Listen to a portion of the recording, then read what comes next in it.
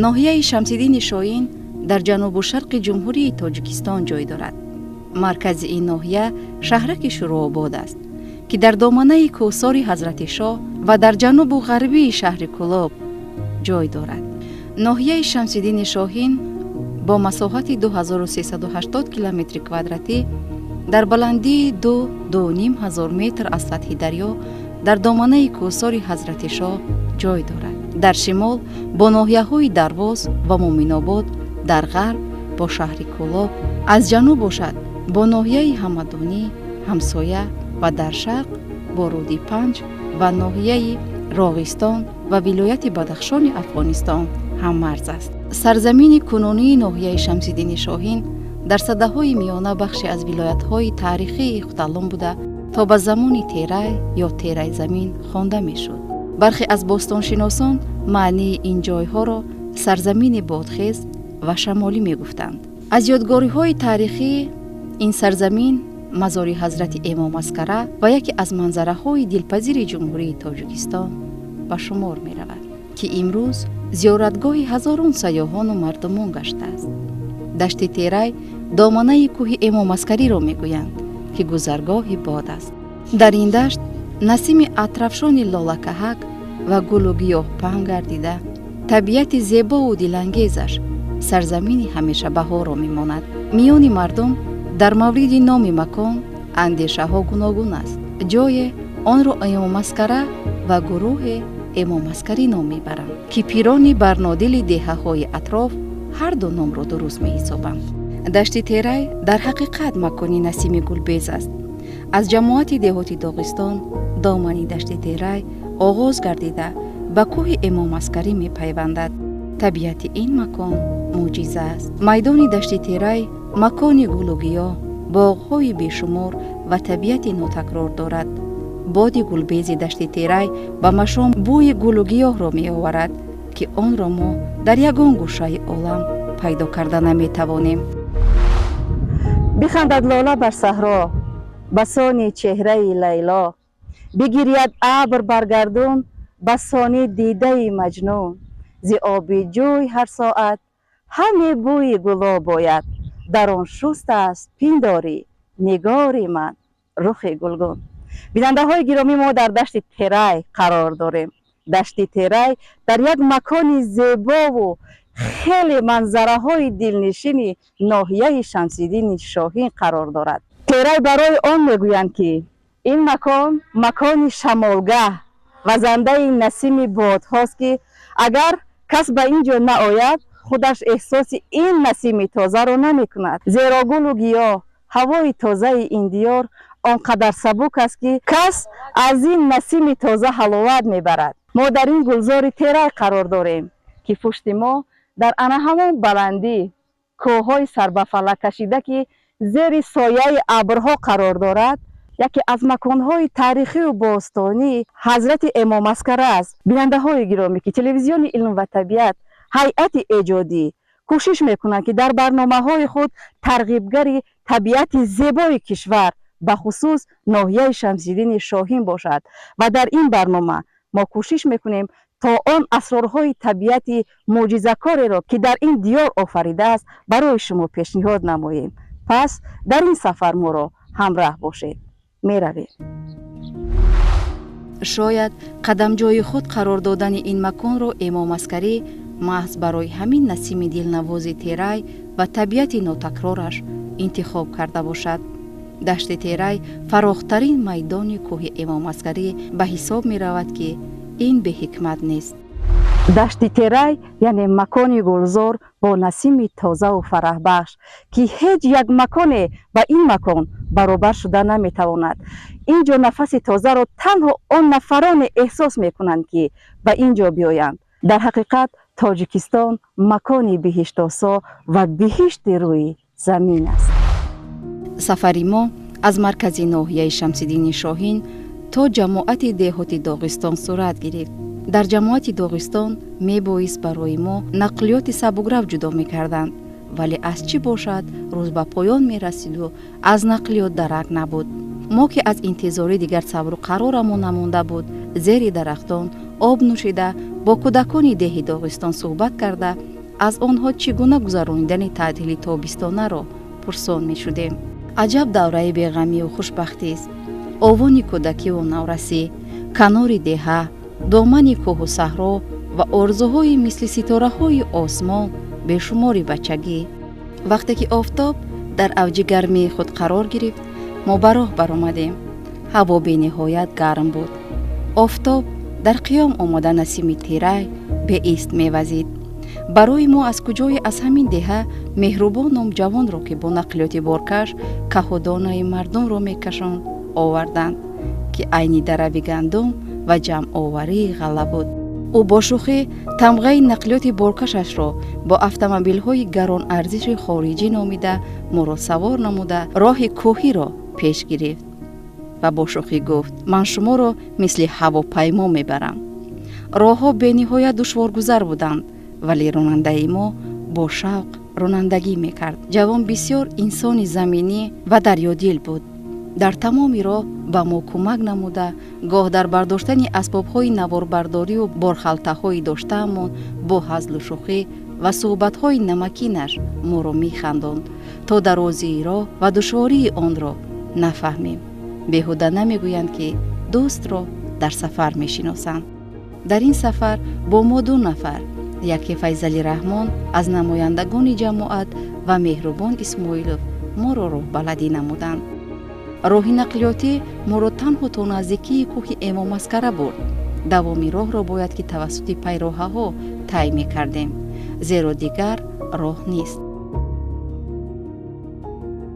афсӯс, ки чунин манзараҳои зебои Тоҷикистони азизи мо то кунун аз надоштани роҳ ва душворгузар буданашон аз назари сайёҳон дур мемонанд.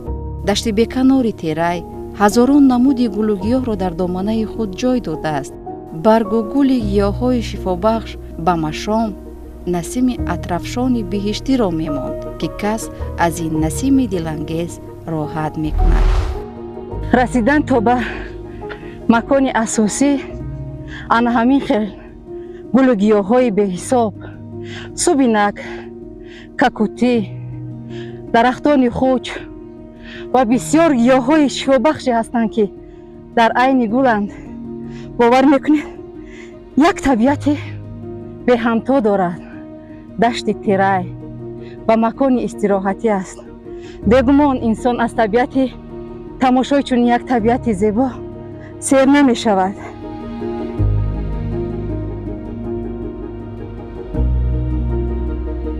мо барои он ки роҳ кӯтоҳ шавад, роҳро миёнабур кардем, то ки тезтар рафта расем. шом нарасида он чизеро ки ҳадаф дорем ба навор бигирем.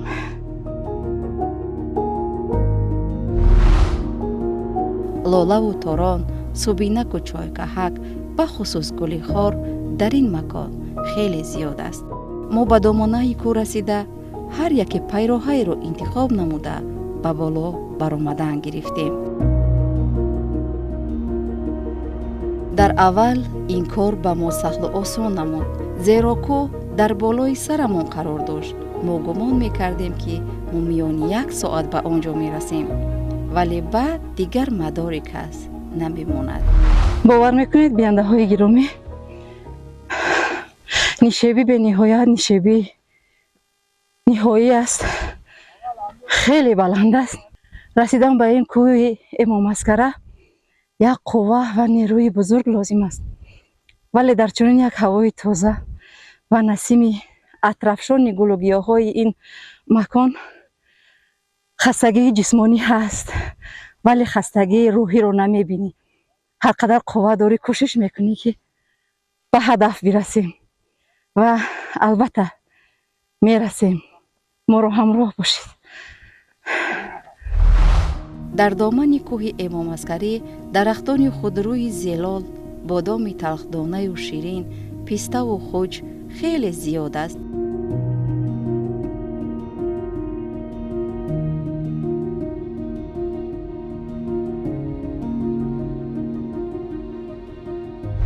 бинандаҳои гиромӣ, дар ин талу теппаҳо дарахтон хеле зиёданд. از جمله درخت خوج، اولیچه های گوناگون، آلوبالوهای گوناگون و به خصوص درختان بادام تلخدانه که خودرویند. بادام تلخدانه در این موضع خیلی سهل حاصل می شود که عین زمان خام است و نورسیده است. روغن دانه بادام تلخدانه را در طب برای درد گوش استفاده می برند و بسیار خصوصیت های خیلی زیاد هم دارند. از تماشای این منظره های زیبا، باغ و تاکزارها، گل و گیاه های این دیار آدم سیری ندارد. ولی از همین بلندی چشم به دهه داغستان که گویا که در کف دست می ایستد رسید که زادگاه یکی از هنرمندان خیلی معروف تاجیک، هنرمند خلقی جمهوری تاجیکستان، شادروان استاد دولتمند خال است و بیگمان از این بلندی کس گمان میکند که نمیتواند هیچ یک نفری که در این مکان و دنیا آمده است و زندگی کرده است هنری بلندی سرایندگی نداشته باشد. استاد دولتمند شاید تاثیر همین طبیعت زیبا بود که آواز شیردارش را توسط فریاد فلک تا به فلک ها رساند و فلک تاجیک را در عرصه جهان آوازدار کرد. یادشان بخیر باشد. شاه پناه بده خسته ای را آمدم، آه نگاهم مکن غرقی گناه آمدم. شاه پناهم بده خسته ای را آمدم، آه نگاهم مکن غرقی گناه آمدم. راه خراسان چنین، ماه خراسان چنان، شاه خراسان ببین بحری پناه آمدم. شاه خراسانیم، رستم دستانیم، دستی مرا رد مکن، بر در شاه آمدم، بر در شاه آمدم.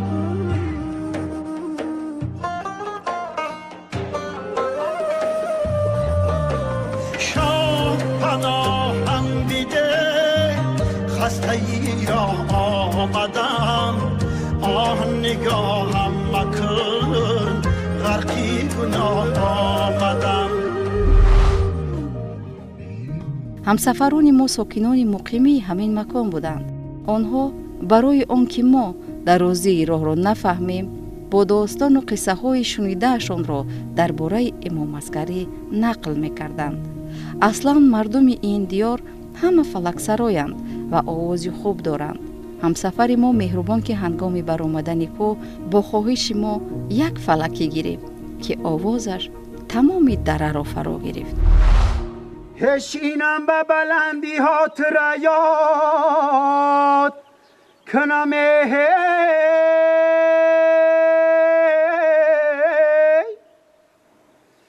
هی آیم به گذرگاه هیت فریاد کنم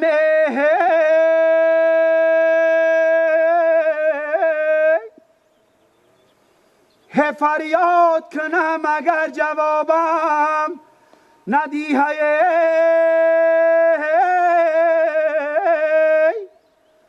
ای خاکای زمین نه بر سرم باد کنم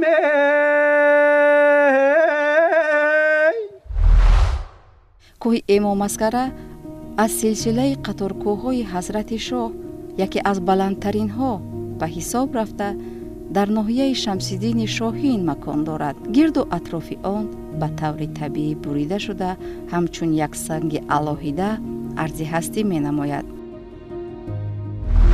هرچند راه طولانی باشد نفران زیاد ما را در این سفر همراهی نمودند.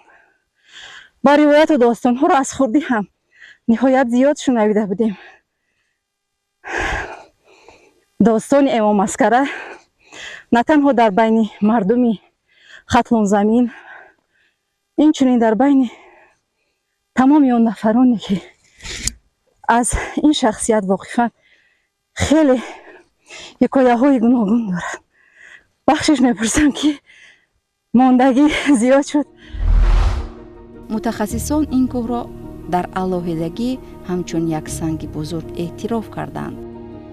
дар табиат ин гуна сангҳои бузургу азимҷуса хеле каманд ва аз рӯи гуфти олимон эмом аскарӣ аз рӯи ҳаҷму ҷинс ва намудаш ба ҳайси як санги алоҳида арзи арзӣ мекунад, ки дар осиёи марказӣ калонтарин ба шумор меравад. он ба сифати як санги калон метавонад барои тоҷикистон бозчун ёдгории табиӣ хеле зебо низ хизмат намояд. ана ин гиёҳе ки қадқади роҳи ҳазрати эмом аскара рӯидааст, дар ин маконҳо онро гиёҳи камол мегӯянд, ки дар ана он тарафи кӯҳҳо дастаи гулкардаашро ба шумо нишон медиҳем. бениҳоят як моеъи часпак дорад, дасти одам часпак мешавад. ин гиёҳ хусусиятҳои зиёди фоидабахшӣ дорад. аз ширеши тайёрнамудаи ин гиёҳ давои ҳама дардҳои гурда, рӯдаю меъда ва асосан барои меъда фоидаи калон дорад, чунки ширеши он бениҳоят талх мешавад, ба узвҳои ҳозима бениҳоят таъсир мерасонад. маҳз бо ширеш ана ҳамин ширеши камол мегӯянд табобат меёбанд. то ба кӯҳи эмом аскара расидани мо хеле кам мондааст, вале мондагии роҳ ин пайраҳа хеле баланд аст. монда шудем ва дар сояи ана ҳамин дарахти зелол каме дам бигирем гуфтем. дар дасти ман шохае аз дарахти зелол аст, ки гулҳои бениҳоят зебои зард дорад. ин гиёҳ дар ин кӯҳистон хеле зиёд мерӯяд ва дар хабар аст, ки ҳангоме ки бузҳои кӯҳие ки дар ин ҷо шикор мешаванд, ҳангоми тирхӯрдан ва ё ки афтидан аз ин шахҳо агар маҷрӯҳ гарданд, маҳз барги ана ҳамин дарахти зелолро мехӯранд, то он устухонҳои шикаста ва он ҷароҳатҳое ки аз сангу шах бардоштаанд табобат ёбанд ва ин аз зиракӣ ана ҳамин бузҳои кӯҳӣ дарак медиҳад. барги дарахти зелол ба мисли чукрӣ ниҳоят таъми турш дорад ва хеле бомазза аст. дар аввал бовар накардам, вале вақте ки истеъмол мекунӣ як маззаи туршӣ хеле бомазза дорад. дар бораи шифобахшии ин бутамева мо дар барномаҳои зиёди телевизиони илм ва табиат ба шумо маълумот дода будем. аз мевааш, дарахташ наворҳои хеле зиёд буд, вале айёми гулкарди ин дарахтро имсол мо бо чашми худамон дидем. табиати мо ҳама чизро дорад. воқеан барои ҳар сарзамине мояи ифтихор аст, зеро сангҳои азим дар дунё ангуштшуморанд ва эмом аскарӣ низ барои қитъаи осиё як санги беназир маҳсуб мешавад. бинандаҳои гиромӣ, хоки тоҷикистон зархез аст. маҳз ана ҳамин табиати афсункорро бубинед, ки дар мобайни санг чунин як дарахти арча сабзидааст. кас ба ана ҳамин мӯъҷизаи табиат ҳайрон мешавад, ки дона дар дили санг сабзидааст ва ин арчаи даштӣ ё арчаи биёбонӣ, ки ба чунин сабзӣ дар ин дили табиат аст, аз дили санг сар кашидааст. ин ҳам як асрори табиат аст. баъзеи мо он қадар барои дарёфти ризқурӯзӣ худро афгор месозем ва дарк ҳам намекунем, ки дар дили табиат, дар замин ҳеҷ гоҳ инсон беризқ намешавад ва ризқ барои инсоният азалӣ аст. ҳар касе кӯҳи эмом аскариро аз наздик дида бошад, ӯ дарк мекунад, ки ин ҷо беҳтарин мавзеи сайёҳист. аз ин ҷо ба чашми оддӣ тамоми қаламрави собиқ вилояти Кӯлоб ва як қисмати имрӯзаи вилояти Хатлонро дидан ва тамошо кардан имкон дорад. ин гиёҳро дар ин ҷо камол мегӯянд. дар баъзе аз ноҳияҳои тобеи марказ онро бо номи охчаӣ мешиносанд. табиати афсункор дар ин ҷо ҳазорон намуди гулу гиёҳ бутамеваҳое ҳастанд, ки ба фикрам то ҳол исбот карда нашудааст, ки онҳо ба кадом дардҳо давоянд, чӣ хусусиятҳо доранд. албатта ин дашту даман гиёҳҳои нокушода дар قسمت رستنشینوسی خیلی زیاده. این خرسنگ ها محض از همون بلندی مقبره، از همون بلندی غار و اینجا در طول عصرها گوییم یا سالها گوییم لغزیده به این پایان فرآمدند. علل خصوص زنان با ورزش بیشتر مشغول شوند. از تجربه میگویم که برآمدن به چنین کلاه‌های بلند بینهایت قوه بزرگ را طلب میکنند و بسیار افسوس میخورم که چرا با ورزش مشغول نمیشوند. اگر وقت دست دهد از اینجا برگشتم حتما با ورزش مشغول میشوم.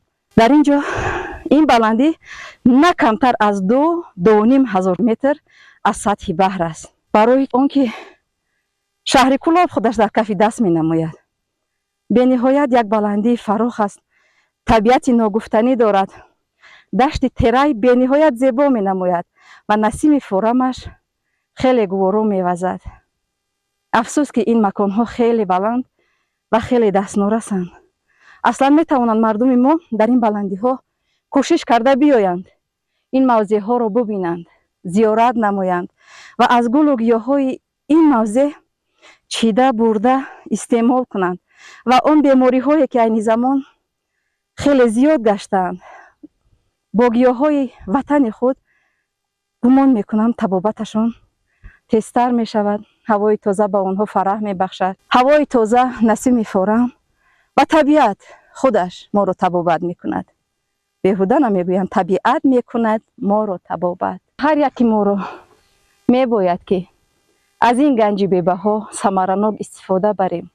مرزبان این دیار اجدادی را با قیمت جان هم باشد حفظ نماییم و برای هر یک سنگ، هر یک مشت خاک، برای هر یک درخت و هر یک پرنده که در این وطن آزادانه سرود میخواند مهنت و زحمت کشیم و قدری 100 ساله ها نسل های گذشته که این وطن را به ما گذاشتند بدانیم و به نسل های آینده از خود وطنی زیبا و آباد باقی گذاریم. تصور کردن دشوار نیست که کسی به تماشای این موضع آید چقدر لذت میبرد. این موضع در جمهوری بیشک یکی از جایهای زیباترین و تماشاباب منصوب می شود که کس از دیدنش لذت میبرد و شیفته و شیدای نادرکاری های طبیعتش می گردد. بعد پیراهای پرمشقت را طی کردن اما به همین غار گوییم یا یک مکانی که از 3 جایش چشمه های از بالای کوم اشاریدگی دارم و با متولی همین جا هم صحبت شدیم.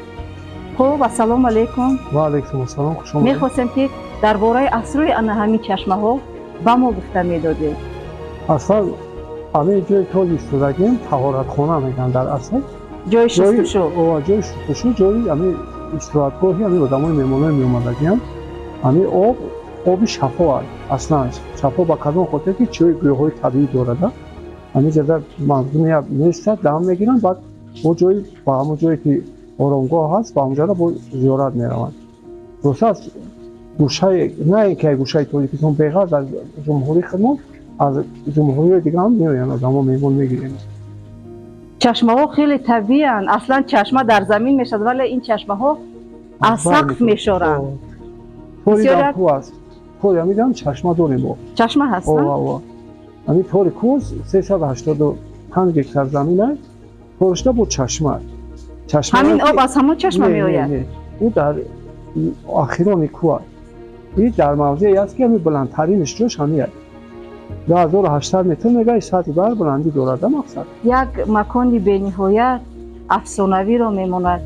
در حقیقت این معجزه و اسرارهای ناگشوده طبیعت حالا در روی زمین خیلی زیادند.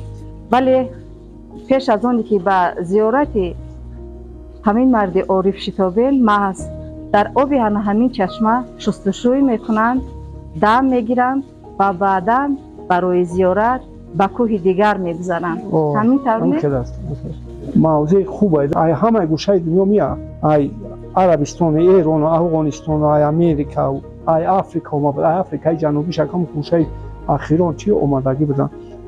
یک مهمان میای هر چگونه بهاگذاری میکنن؟ بسیار طبیعت خودم نگم که طبیعتا نگم که طبیعت در بعضی موضوع ها وجود نداره میگم که منظره و که مملکتی بسیار سبز و طبیعتش هر نمود میگم بعضی بله با همین آبش میگم بسیار همین چیزی که میخورن علاقه هضم میشه با خاطر چی که کوچکو هم میخوری هضم میشه تمام نمیگم ما خود خوردیم چیش سبک است این معجزه های طبیعت حکمت های خودشان را دارند همین طور بله بله از نوشیدنش آدم سیر نمی شود و دل کندنی ندارد هر قدر که می نوشید سبکی این آب به تن و جان راحت می بخشد و هر نفری که همین گونه یک پیراهای کلان را پشت سر می کند و به همین موضع می رسد دیگر در وجودش خستگی راه را احساس نمی کند با نوشیدن یک کف آب از این چشمه الکی همه خستگی های را برطرف می شوند. کوه امام مسکره مکانی است که به اینجا آدمان خیلی کم رفت آمد می کنند. یعنی این جای ها مکانی است که تنها عقابان، بز و میش های کوهی و آزاده پلنگان گشت و گذار می کردند. قسمتی از همه مهم و خاصش آن است که زمستان اینجا نهایت خنک، شمالدار و سربرف می شود. در این فصل سال کوه را پورا برف می پوشاند و برای روزگار حیوانات مشکلات زیادی را پیش می آورد. ولی بهار و تابستانش خیلی سلقین و مساعد است و این برای آن کسانی که خواهش تماشای این کوه را دارند یک مکان خوب و تماشاباب است. اصلا حضرت امام حسن عسکری موضعش در کتاب 14 خطر تابناک آوردگی سال 232 هجری مدینه را تولد شده. پدرش حضرت علی میگم، مادرش سوسن حسینی، اویلش نرگس، فرزندش حضرت امام مهدی. 29 سال عمر دیده، 13 سالش در مدینه میگذره، 10 سال عمرش در شهر سامیرو عراق، 5 سال 8 ماهش دوره اومدشه. اینجا با نام حضرت امام عسکری همین موضع که نام مالی زیارتگاهش هسته 72 متر در نکو میدرود. اونجا با نام حضرت امام عسکری چی کرده؟ نامگذاری کردن. آدم‌ها از تمام گوشه دنیا میان، مقصدی که میان ما مهمون میگیریم اینجا اصلا. بعد موضع خمون منظره خمون همین جایی که خمون هستیم ای سیبیستان دنگره همینجا میتوه.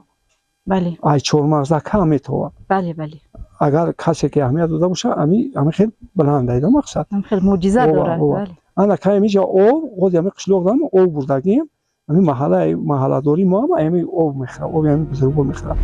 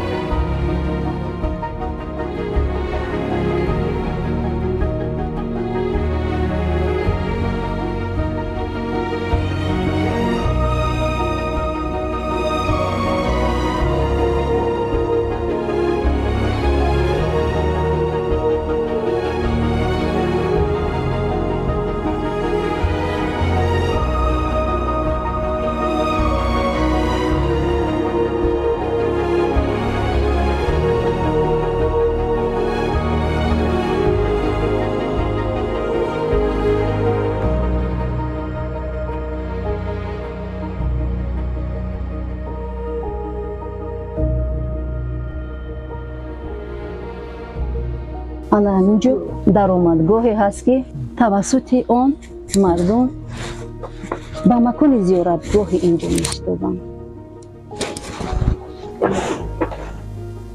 انا همین خیل در بعضی جاها با شکل قامت خمیده و در بعضی جاها نشسته راه می‌رویم. هوای درون این غار به نهایت هوای سبک است. از هر جا آب میچکد. تاریکی ها نهایت زیادند ولی وهم‌انگیز نیست. نمیترسی. برای آنکه به مقصدمون برسیم در تاریکی های این غار равшании телефон ва чароғакҳоро гирён намудем.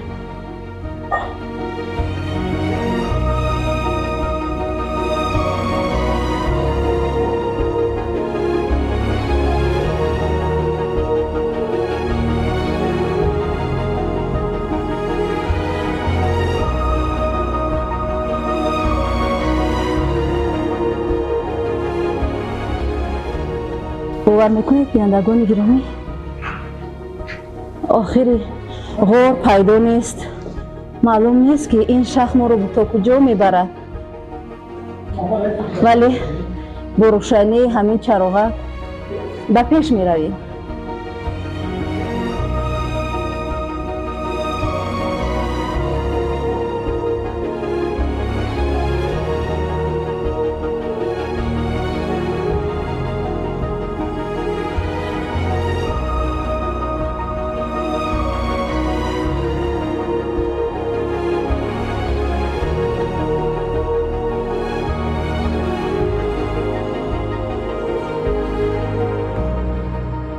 ана инҷо макони аз ҳама тангтари ин ғор ба шумор меравад ва мисли туннел аст. кӯшиш мекунем ки ин маконро ҳам гузарем. бахт мадад кунад, мегузарем.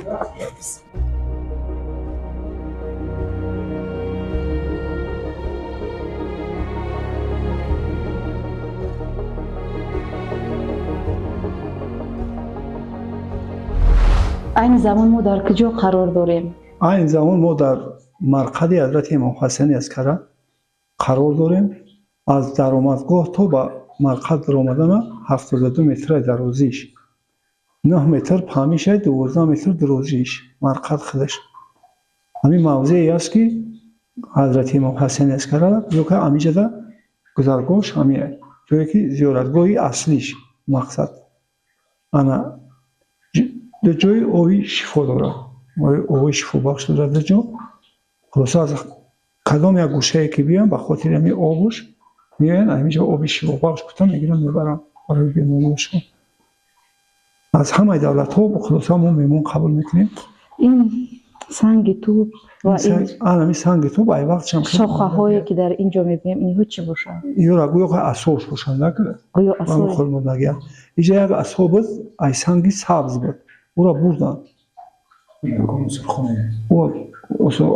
یا خیلی آدم میگن سن پترزبورگ بردن، یا خیلیش میگن حضرت امام جعفر صادق بردن. خلاصه کمی بردش اینجا. سنگی سبز بود که در اصل میگرفتیش دست در اعصاب بود. هم پایانشان تیز بود، بالاشان تیز بود و با این خطی سفید داشت. او را بردگی هم. یک اون چیزی که در دستت میگرفتیش نه مقصد. 1 متر زیادتر بوده. هم قبضه. او را بردگی. در روایت ها چی میگویند؟ در روایت ها یک فرزند حضرت علی میگن. حضرت علی شیر خدا را در نظر دارن. این فرزند حضرت علی نقیل خدای امام دهم فرزند چه. سالی 232 هجری مدینه دفع شده. گفتم که پدرش حضرت علی میگن، مادرش سوسن یوسفی، اویلش نرگس، فرزندش حضرت امام مهدی. 29 سال عمر دیده، 13 سالش در مدینه گذشته، 10 سالی مرش در شهر سومر عراق، 5 سال 8 ماهش دوره امامت شه. سین 29 سالگیش گویا زنده رفته. همین جایی که هست. گذرگاهش همینجا جایی که هست که زنده رفته. چشمه امام عسکری از آبهای نادر تاجیکستان است که در بلندی بیش از 3,500 متر از سطح بر قرار دارد. از بس که چشمه در این کوه بزرگ واقع گردیده است، نامش مرادف آن افتاده است. چشمه در قسمت غربی کوه در جای زیارتگاه زاهران زیر یک رواق سنگ جایگیر است.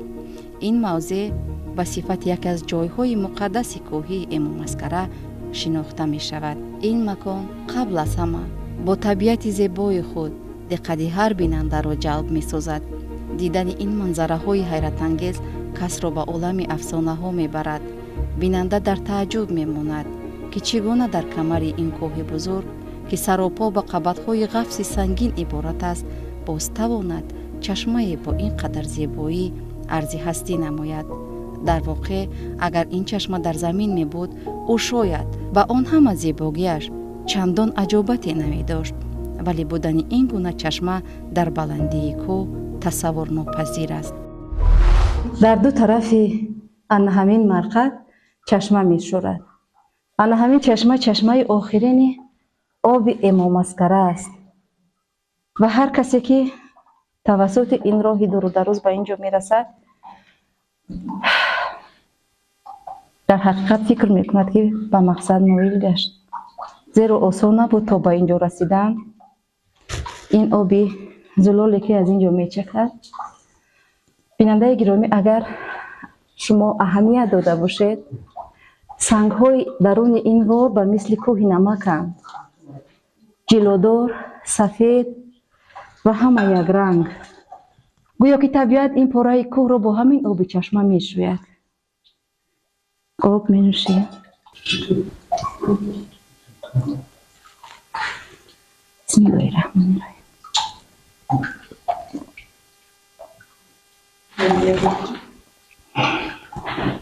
оби ширину бомазза аст ва ниҳоят сард аст.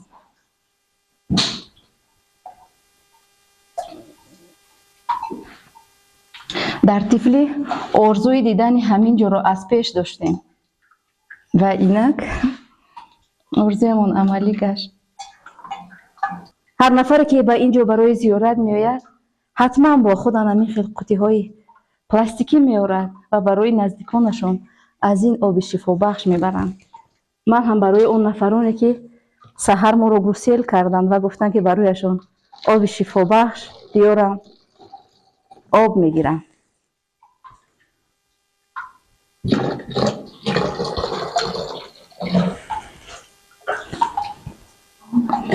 об чунон сард аст ки даст тоқати доштанашро намекунад.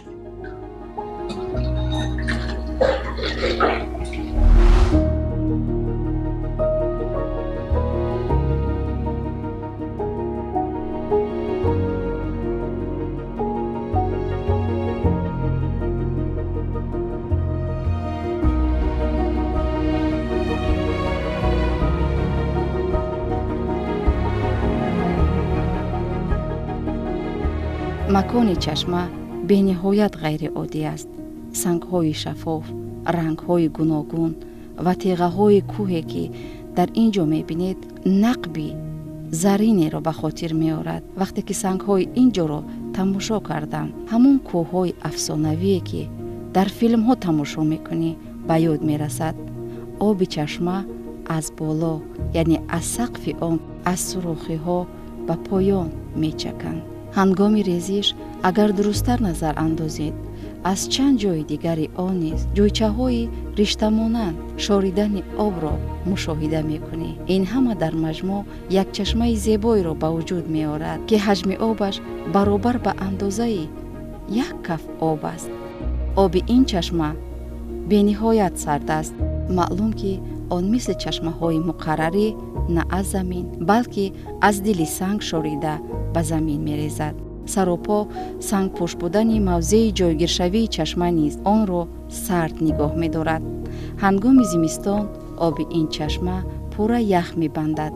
ҳар он қатраи обе ки аз пораи кӯҳ мешорад ба мисли шир ба ях табдил меёбад, ки онро макони шири шутур низ меноманд ва ин ях бошад то аввалҳои моҳи июн боқӣ мемонад. дар хусуси то чӣ андоза сард, шаффоф ва зулол будани оби ин чашма миёни мардуми маҳал ва сайёҳону зоирон баҳсу мунозираҳои зиёде ба вуҷуд омадааст. вале саранҷом ҳама он касоне ки баҳсу мунозира мекунанд ба чунин хулоса омаданд ки аз ин чашма дида сардтару лазизтар пайдо кардан имкон надорад. чуноне ки дар боло гуфтем, андешаҳо доир ба қиссаву достони Эмомаскара хеле гуногунанд.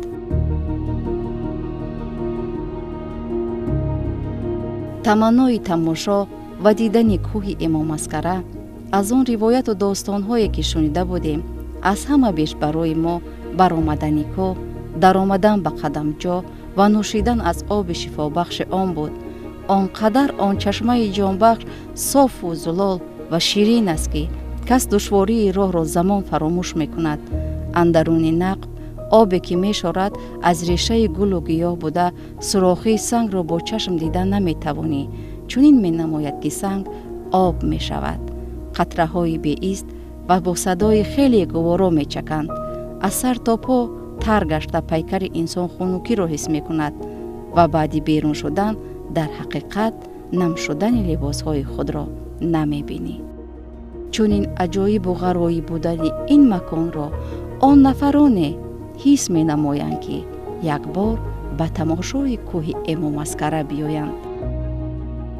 بیننده گرامی، خاک سرزمین تاجیکستان مهربانیات است. مردمانش پاک‌طینت و پاکیزه روزگار. این را از صحیفه های تاریخ می توان دریافت که در طول عصرها مکانی پاک و سرزمین ما قدم جای هزاران عارفان و دانشمندان گشته است.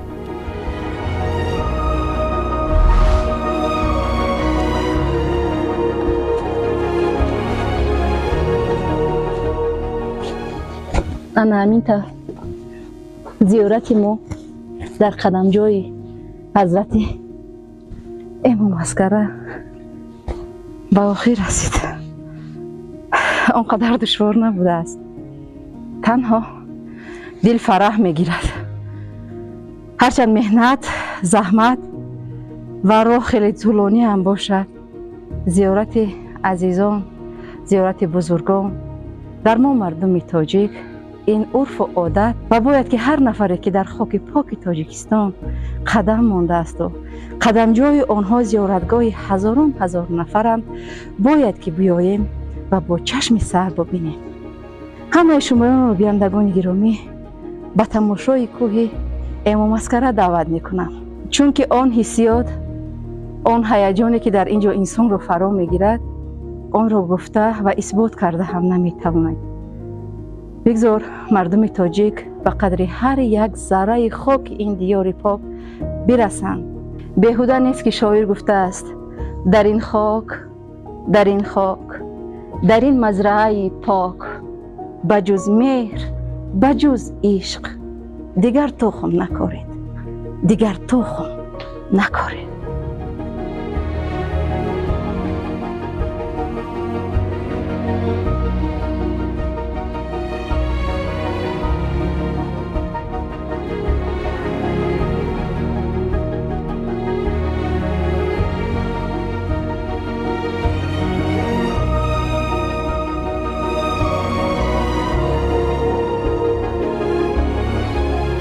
این دیار سرزمینی بی‌بهاست. دشت تیرای، کوه امام مسکری و چشمه های سرد و شیرین این مکان نوای نسیم تیرای را دیگرگونه می سازد که اندر قلب سرزمین تاجیکان در دیار زیبا منظر تاجیکستان عزیز جای دارد. ما به همه آنهایی که در این سفر ما را همراهی نمودند اظهار سپاس می گوییم.